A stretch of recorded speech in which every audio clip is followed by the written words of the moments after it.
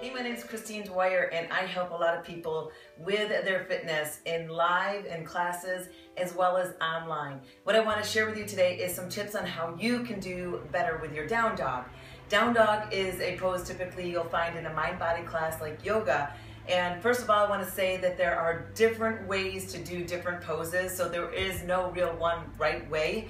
What I want to share with you are some typical steps that you can take that I've seen in my experience of group fitness yoga type classes. And these are some easy modifications for you to be able to progress into doing down dog more efficiently and strong. So here we go. The best recommended positioning to understand the best foot to hand placement is starting on all fours.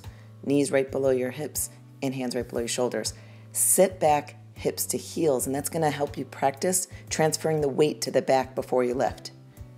Your hands are rooted into the floor like the roots of a tree. They don't move.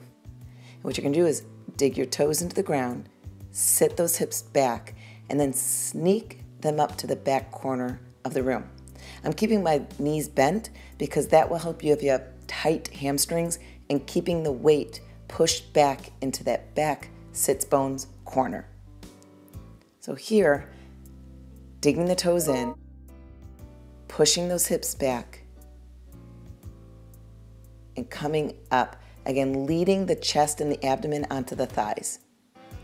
Now coming from up dog, you're gonna of course have that challenge of the distance between your hands and the feet. A lot of times people walk their hands back, which then just causes the problem of more weight in the upper body. As you can see here, walk your feet forward and still tight hamstrings, bend your knees, lead your chest and abdomen onto your thigh as you tip your sits bones to the ceiling. Here's an example of the weight in the upper body with a rounded back and the tailbone tucked under. This is very common. What you want to do is again, bend the knees, lift the sits bones, and lead that chest back. Sometimes it's because the person initiates the move by rounding the back before they lift. And they try to fight it with straight legs. Here's an example of over-exaggerating that sits bone, hips raised up to that back corner so you can see that rotation in the hips as you're trying to work into your down dog.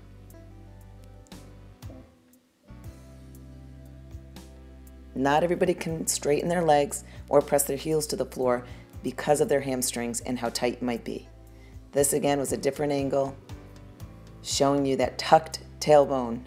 And if you just raise up those sits bones and bend those knees, initiate that move so you can lead the weight back out of your wrists.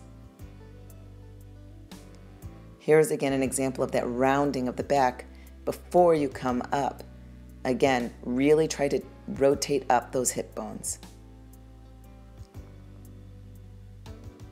Here's just raising yourself straight up.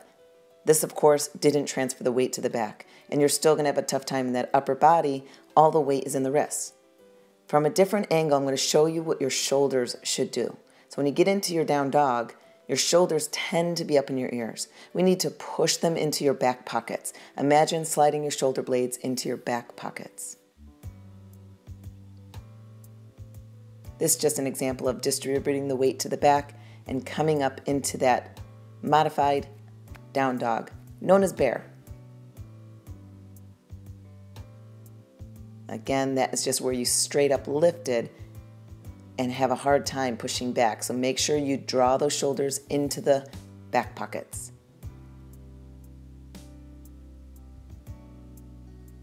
Coming up from up dog, once again, this shows you how to really walk the feet forward, transfer that weight. Here's another modification if you struggle with your wrists, shoulders. This will allow you to stretch and get that advantage. Hopefully you'll pass this on. If it helped you, I'm hoping you'll let it help others.